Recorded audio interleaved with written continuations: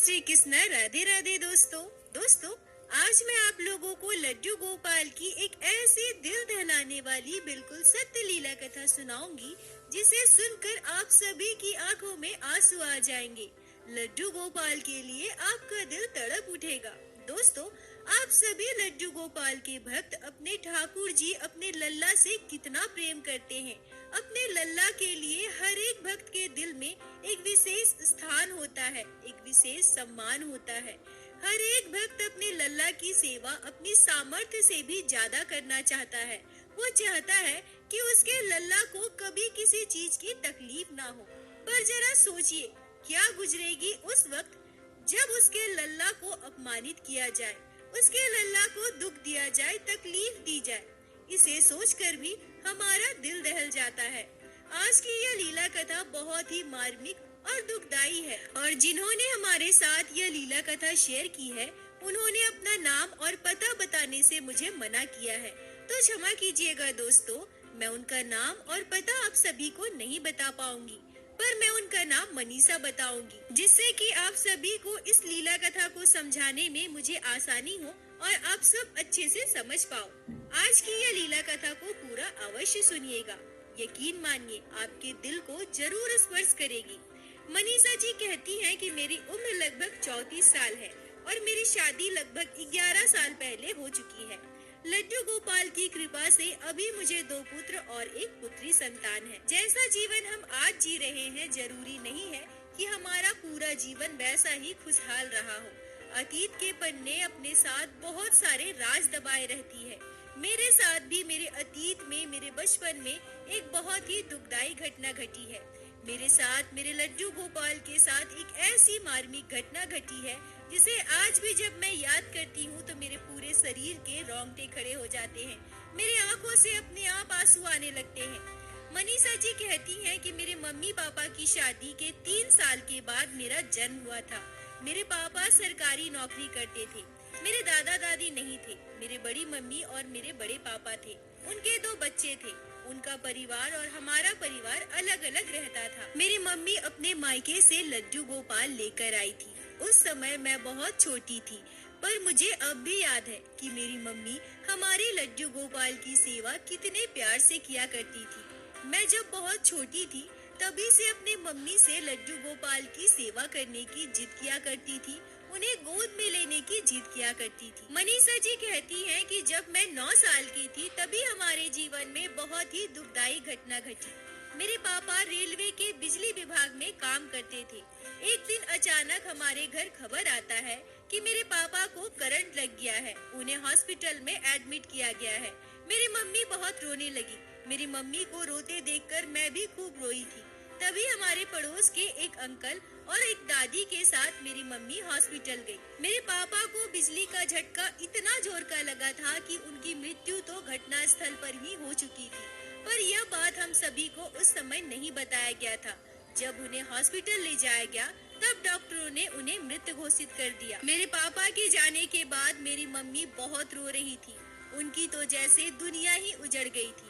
उस समय मैं बहुत छोटी थी, पर 9 साल की उम्र इस बात को समझने के लिए पर्याप्त जरूर होती है कि हमारा कोई अपना हमेशा के लिए हमसे दूर चला गया है। पर यह हमारे जीवन की सबसे बड़ी विडम्बना थी। भगवान ऐसा कभी किसी के साथ ना करे जो उन्होंने हमारे साथ किया था। मेरी मम्मी उस समय गर्भवती थी। मेरे पापा की सरकारी नौकरी थी। मेरे पापा के जाने के बाद वो नौकरी मेरी मम्मी को ही मिलने वाली थी। पर उस समय मेरी बड़ी मम्मी और मेरे बड़े पापा ने मेरी मम्मी को बहला फुसलाकर बहुत समझाया कि आप महिला हैं, आपकी एक छोटी सी बच्ची है, एक बच्चा आपके पेट में है, तो 2 छोटे छोटे बच्चों के साथ काम कैसे करिएगा। महिलाओं को बाहर की दुनिया में बहुत सारी दिक्कतें आती है। मेरे बड़े पापा ने कहा कि वो नौकरी मैं करता हूँ और मैं आपके और आपके बच्चों की पूरी जिम्मेदारी, पूरे भरण पोषण का भार लेता हूँ। आप तीनों को कभी किसी प्रकार की दिक्कत नहीं होगी। आपके रहने से लेकर खाने पीने का, बच्चों की पढ़ाई लिखाई का, बच्चों की शादी का, सब कुछ की जिम्मेदारी मेरी है। आप बस मुझ पर यकीन कीजिए, मैं आपके अच्छे के लिए ही कह रहा हूँ। मेरी मम्मी बहुत सीधी सादी थी, ज्यादा पढ़ी लिखी भी नहीं थी। आसानी से उनकी बात में आ गई और उन्होंने पेपर पर साइन कर दिया। फिर मेरे बड़े पापा को मेरे पापा वाली सरकारी नौकरी मिल गई। ये सारी बातें उस समय तो मुझे ठीक से समझ नहीं आती थी, पर मुझे पता सब कुछ था। जब मैं बड़ी हुई और मुझ पर जुल्म होने लगे और मैंने ये सारी बातों को अच्छे से समझा, तब मुझे पता चला कि हमारे साथ कितना बुरा हुआ है। जब मेरे पापा हम सभी को छोड़कर चले गए थे, तब मेरी मम्मी 3 महीने की गर्भवती थी। मेरे बड़े पापा की नौकरी के पूरे प्रोसीजर में 2.5 से 3 महीने का समय लगा था।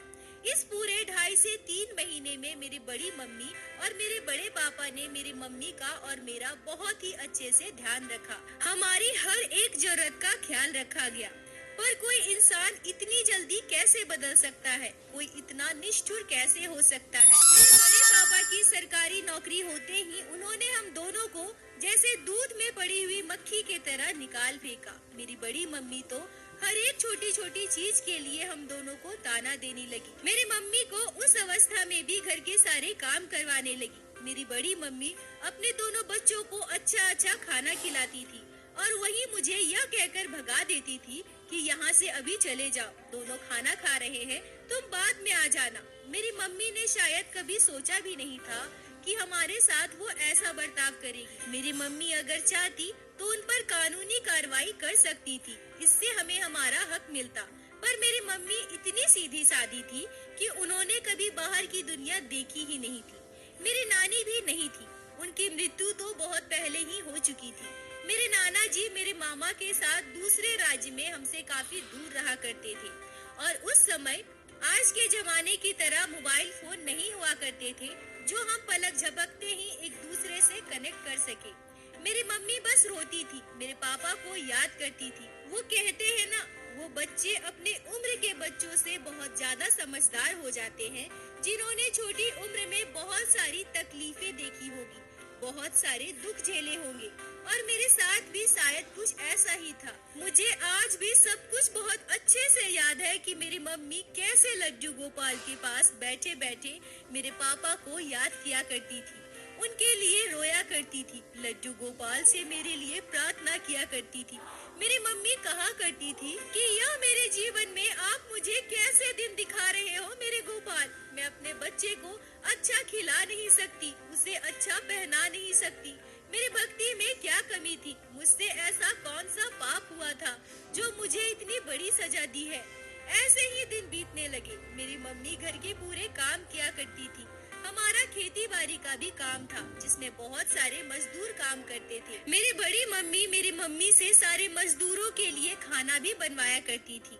इस अवस्था में मेरी मम्मी इतना सारा काम अकेले करके बहुत कमजोर हो गई थी, वो बीमार रहने लगी थी। दोस्तों, मनीषा जी हमसे कहती है कि आज जब मैं अपने मम्मी के बारे में ये सारी बातें आपको बता रही हूँ तो सच कहूँ तो मेरा दिल अंदर से रो रहा है।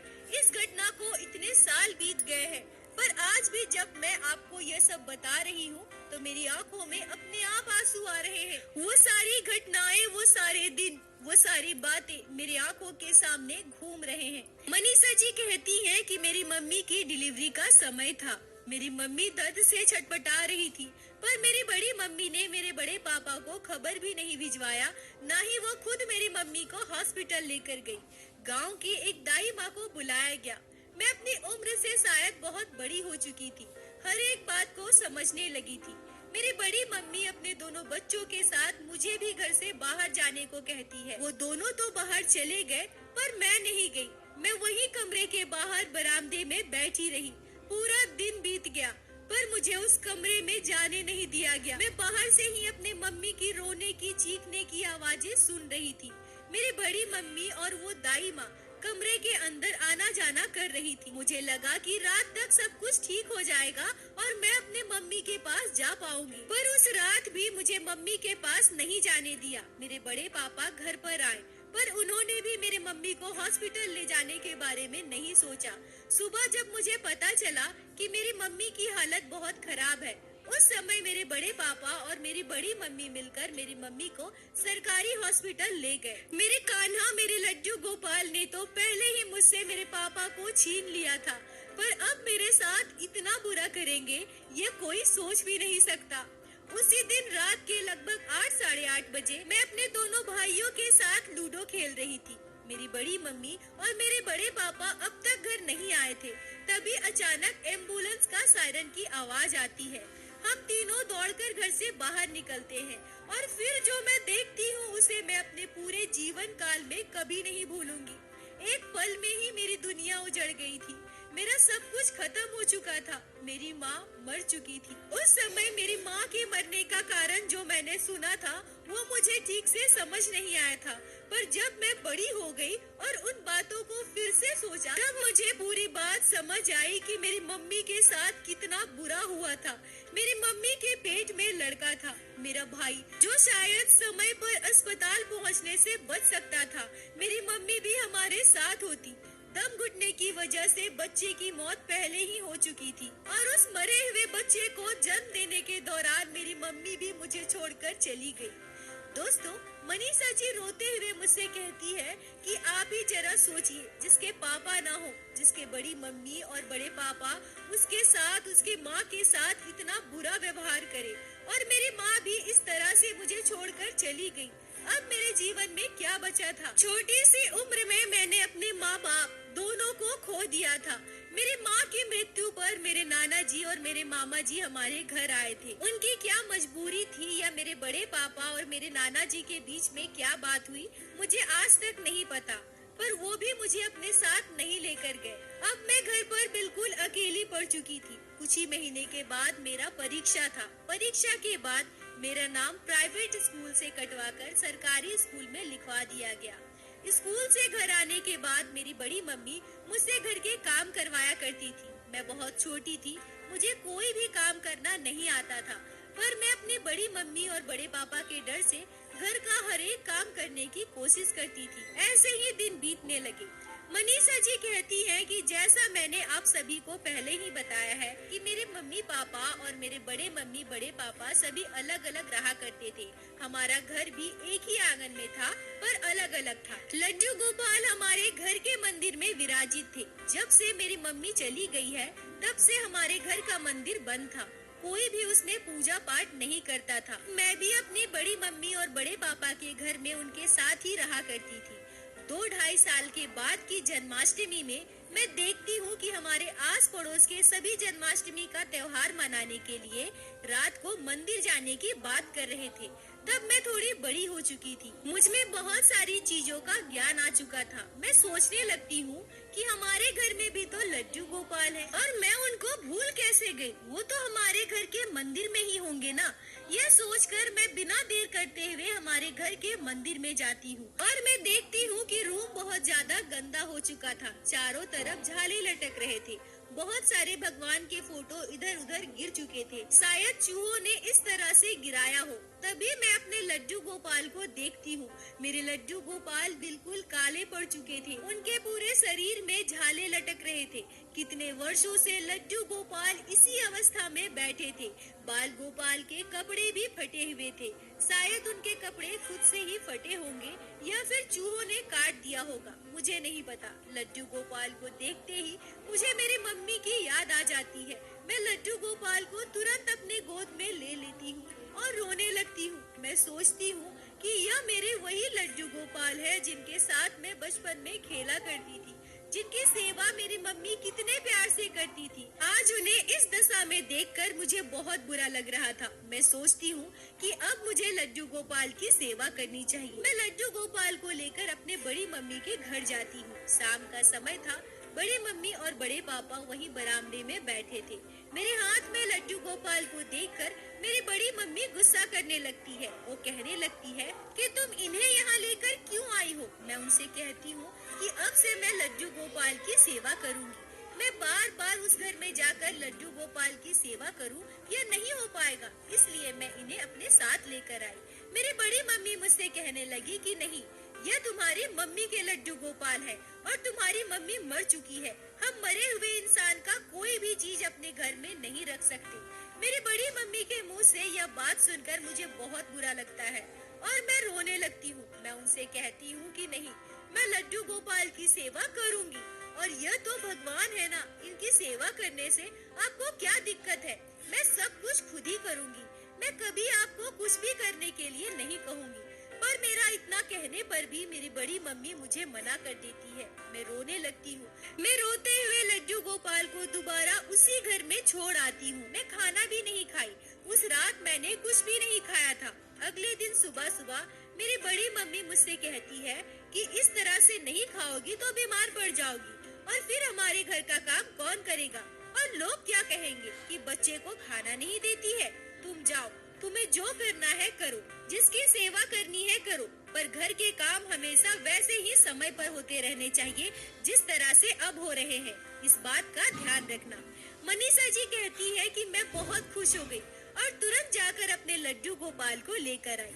मैं लड्डू गोपाल की सेवा करने लगी। बड़ी मम्मी के मंदिर में भोग लगाने के लिए जो भी मिस्त्री बतासे आते थे, मैं उसी से लड्डू गोपाल को भोग लगाती थी। कभी कभी जब त्योहारों में हमारे घर अच्छा कुछ पकवान बनता था और उसमें मेरी बड़ी मम्मी मुझे मेरा हिस्सा देती थी, तो मैं उसी से अपने लड्डू गोपाल को भोग लगाया करती थी। मेरे पास लड्डू गोपाल को पहनाने के लिए सुंदर सुंदर पोशाक तो नहीं थे, इसलिए मैं कभी कभी 10 रुपए के रुमाल खरीद लेती थी और 10 रुपए वाले रंगीन मोजे खरीदा करती थी। अपने हाथों से लड्डू गोपाल के लिए पोशाक बनाती थी। वो बहुत ज्यादा सुंदर तो नहीं बनते थे, पर मुझे जैसा आता था मैं वैसे ही बनाकर अपने लड्डू गोपाल को पहनाती थी। ऐसे ही 2-3 महीने बीत गए। मैं देखती हूँ कि मेरे लड्डू गोपाल के आईब्रो और उनके ओठों का रंग छूट चुका है, जिस वजह से मेरे बाल गोपाल का चेहरा थोड़ा अलग सा दिखने लगा था। मैं सोची कि अगर मैं इसमें फिर से कलर कर दूंगी तो ये फिर से सुंदर दिखने लगेंगे, पर मेरे पास तो रंग था ही नहीं। मैं अपने भैया यानी अपनी बड़ी मम्मी के बड़े बेटे से कलर और ब्रश मांगने लगी। पहले तो वह मुझे देने से मना कर रहा था, पर मेरे बार बार मांगने पर, बार बार जिद करने पर उसने कहा कि अच्छा ठीक है ले लो, पर ज्यादा खत्म मत करना। मैं अपने भैया से बस 3 ही रंग ली थी, लाल, सफेद और काला, और एक ब्रश लेकर लड्डू गोपाल को लेकर बैठ जाती हूँ। मैं अपने लड्डू गोपाल का सुंदर सा आईब्रो बनाई, फिर उनके ओठों पर लाल रंग से पेंट कर लाली बनाई। अब मैं अपने लड्डू गोपाल के आईब्रो के ऊपर सफेद रंग का श्रृंगार कर रही थी, जिसमें मुझे थोड़ा समय लग रहा था। तभी मेरी बड़ी मम्मी मुझे किसी काम से बुलाने लगी। मैंने उनसे कहा कि थोड़ी देर रुक जाइए, मैं अभी लड्डू गोपाल का श्रृंगार करके आती हूँ। मेरी बड़ी मम्मी ने थोड़ी देर के बाद मुझे फिर से बुलाया, पर मैं नहीं गई। शायद यही मेरी सबसे बड़ी भूल थी। तभी मेरी बड़ी मम्मी आकर अचानक मेरे पास खड़ी हो जाती है और मुझे डांटने लगती है। मुझसे कहती है कि तब से बुला रही हो ना, तुम्हें समझ में नहीं आता, और तुम ये क्या कर रही हो, इस मूर्ति को लेकर बैठी हो। तभी मैं अपनी बड़ी मम्मी को लड्डू गोपाल के श्री विग्रह को दिखाते हुए कहती हूँ, देखिए ना बड़ी मम्मी, मेरे लड्डू गोपाल कितने प्यारे लग रहे हैं। आज मैंने इनका रंग से सुंदर सा श्रृंगार किया है। तभी मेरी बड़ी मम्मी गुस्से में आकर झुंझलाकर लड्डू गोपाल के श्री विग्रह को मेरे हाथों से ले लेती है और कहती है कि लाओ, आज मैं तेरे लल्ला का अच्छे से रंग लगाकर श्रृंगार कर देती हूँ। मनीषा जी कहती है कि सच कहूँ तो मुझे यह बिल्कुल भी आभास नहीं था कि मेरी बड़ी मम्मी मेरे लड्डू गोपाल के साथ कुछ ऐसा करेगी। मेरे लड्डू गोपाल को मेरे हाथ से ले लेती है और उसी ब्रश से मोटे मोटे रंग मेरे लड्डू गोपाल के पूरे शरीर में लगा देती है। लड्डू गोपाल के पूरे विग्रह को रंग से खराब कर दिया। मैं अचानक से यह सब देखकर हैरान रह गई। मैं क्या करूं? मुझे कुछ भी समझ नहीं आ रहा था। तभी मैं उनके हाथ से लड्डू गोपाल को लेने की कोशिश करती हूँ, पर मेरी बड़ी मम्मी मुझे मेरे लड्डू गोपाल को नहीं लौटाती है। वो मेरे लड्डू गोपाल को ऊंचाई वाले स्थान में रख देती है। मैं रोने लगती हूँ। मैं बार बार अपनी बड़ी मम्मी से कहती हूँ कि मुझे मेरे गोपाल वापस दे दीजिए, पर वो मुझे मेरे बाल गोपाल को दी ही नहीं। वो मुझसे कहती है कि थोड़ी देर के बाद ले लेना, पहले इन सबको सूखने तो दो। तुम्हें अपने लड्डू गोपाल को सुंदर बनाने का बहुत शौक है ना? अब देखो मैं कितना सुंदर बना दी हूँ तुम्हारे लड्डू गोपाल को। मैं वहीं बैठे बैठे रोती रहती हूँ। मेरी बड़ी मम्मी मुझे लड्डू गोपाल को उतार कर नहीं देती है। अगले 3 घंटे के बाद जब मेरे लड्डू गोपाल के ऊपर रंग बिल्कुल अच्छी तरह से सूख चुका था, तब मेरी बड़ी मम्मी हंसते हुए लड्डू गोपाल को ऊपर से नीचे उतारती है और मेरे बाल गोपाल को मुझे दिखाते हुए कहती है कि अरे मनीषा, ये तो तुम्हारे लड्डू गोपाल है ना, देखो ना कितने डरावने लग रहे हैं। अरे तुम तो कहती थी कि तुम्हारे लड्डू गोपाल बड़े ही सुंदर लगेंगे, पर ये क्या, इनका श्रृंगार करने के बाद तो ये डराने लगे हैं। ऐसा लग रहा है जैसे भूत हो। मुझे तो बहुत डर लग रहा है। और तुम एक काम करो, जल्दी जल्दी इन्हें ले जाकर अपने उस कमरे में रख दो, नहीं तो बेवजह इन्हें देखकर हमारे घर के सभी लोग डर जाएंगे। इस बदसूरत लड्डू गोपाल को हमारे घर रखने का कोई मतलब नहीं है। तो सबसे पहले अपनी बड़ी मम्मी पर बहुत गुस्सा आ रहा था कि उन्होंने मेरे बाल गोपाल की ऐसी दशा कर दी है। मैं उन्हें कुछ भी नहीं बोल पा रही थी क्योंकि मुझे डर था कि मैं अगर उन्हें कुछ भी बोलूंगी तो वह मुझे फिर से मारने पीटने लगेगी। पर मैंने हिम्मत जुटाते हुए अपनी बड़ी मम्मी से कहा कि नहीं, ये बदसूरत नहीं है, ये बहुत ही सुंदर है। आपने इनकी यह दशा कर दी है। मैं अपने लड्डू गोपाल की सेवा इसी अवस्था में करूंगी, चाहे वो कैसे भी दिखे। रंगों का क्या है, धीरे धीरे सारे रंग उतर जाएं। मनीषा जी कहती हैं कि उस दिन मेरे बाल गोपाल की ऐसी अवस्था देखकर मुझे बहुत दुख हो रहा था। मैं बहुत रोई थी। मेरे सुंदर से लड्डू गोपाल कितने प्यारे लगते थे और मेरी बड़ी मम्मी ने मेरे बाल गोपाल की क्या दशा बना दी है। मेरी बड़ी मम्मी कई बार मुझसे यह बोला करती थी कि लड्डू गोपाल को ले जाकर पानी में विसर्जित कर दो, मैं तुम्हें दूसरा लड्डू गोपाल ला कर दूंगी। पर मुझे पूरा यकीन था कि वो मुझे कभी भी दूसरे गोपाल लाकर नहीं देंगी, और अगर वो मुझे लाकर भी देती तो भी मैं अपने लड्डू गोपाल को खुद से जुदा कभी नहीं करती, क्योंकि यह मेरे मम्मी पापा के आखिरी निशानी है। मेरे लड्डू गोपाल हर परिस्थिति में मेरे साथ है। मेरे बड़ी मम्मी के दोनों बेटे मुझे बार बार चिढ़ाया करते थे कि तेरे लड्डू गोपाल बदसूरत है, डरावने हैं। मेरी बड़ी मम्मी भी मुझे कई बातें कहा करती थी, पर मुझे कभी किसी के बात का कोई फर्क नहीं पड़ा। मनीषा जी कहती है कि लड्डू गोपाल का चमत्कार देखिए, उनकी लीला देखिए। इतने वर्ष हो गए हैं पर आज तक लड्डू गोपाल के विग्रह से पूरी तरह से रंग नहीं उतरा है, पर हाँ, कहीं कहीं से रंग छूट जरूर गया है। अब जब तक लड्डू गोपाल की पूरे विग्रह से वह रंग अपने आप साफ नहीं होता, मैं लड्डू गोपाल का दूसरा श्रृंगार कभी नहीं कराऊंगी। मैंने भी अपने मन में यह सोच लिया है कि शायद मेरे बाल गोपाल, मेरे लड्डू गोपाल इसी अवस्था में मेरे साथ रहना चाहते हैं, और मेरे लड्डू गोपाल को शायद कोई डरावना कहे या बदसूरत, पर मेरे लिए मेरे लड्डू गोपाल दुनिया में सबसे ज्यादा सुंदर है। मेरे प्राणों से भी प्रिय है मेरे लड्डू गोपाल। उसी अवस्था में मैं लड्डू गोपाल की सेवा आज भी करती हूँ। शादी हुई तब मैं शादी के बाद अपने लड्डू गोपाल को अपने साथ ससुराल लेकर आई, और यह मेरे लड्डू गोपाल की ही चमत्कार है, उनकी ही कृपा है जो मेरे ससुराल में आज तक कभी किसी ने मेरे लड्डू गोपाल को बदसूरत नहीं कहा, ना ही डरावना कहा। किसी ने मुझे लड्डू गोपाल की सेवा करने से कभी भी नहीं रोका। ठाकुर जी की कृपा से मुझे एक पुत्र और एक पुत्री संतान है, और मेरे दूसरे संतान है मेरे लड्डू गोपाल। मुझे 2 पुत्र और एक पुत्री संतान है। मेरे दोनों बच्चे पढ़ाई कर रहे हैं। मैं अपने परिवार के साथ बहुत खुश हूँ। लड्डू गोपाल की सेवा मेरे ससुराल में बड़े ही प्रेम से होती है। दोस्तों, वैसे मैं पाप और पुण्य का विचार करने वाली कोई नहीं हूँ, पर मनीषा जी की बड़ी मम्मी ने जो लड्डू गोपाल के साथ किया है, इतना क्रूर व्यवहार, वो दंडनीय है। अगर उनकी जगह कोई भी होता तो मैं यही कहती, क्योंकि सभी को उनके कर्मों की सजा भुगतनी पड़ती है। भगवान सबका हिसाब करते हैं। सभी को अपनी अपनी बारी का इंतजार करना चाहिए। अगर आपने अच्छे कर्म किए हैं तो आपको उसका फल जरूर मिलेगा। ठीक उसी तरह से अगर आपने कोई कुकर्म किया है, कोई पाप किया है, तो इंतजार कीजिए, आपको उसकी सजा भी भुगतनी पड़ेगी। मनीषा जी, आपका बहुत बहुत धन्यवाद जो आपने लड्डू गोपाल की इस दुखद घटना को हमारे साथ शेयर किया, जिसको मैं हमारे चैनल के माध्यम से बाकी सारे भक्तों तक पहुंचा सकी। अपना साथ और प्यार ऐसे ही बनाए रखें, और दोस्तों मेरे साथ एक बार प्रेम से कहिए, बोलो बाके बिहारी लाल की जय। लड्डू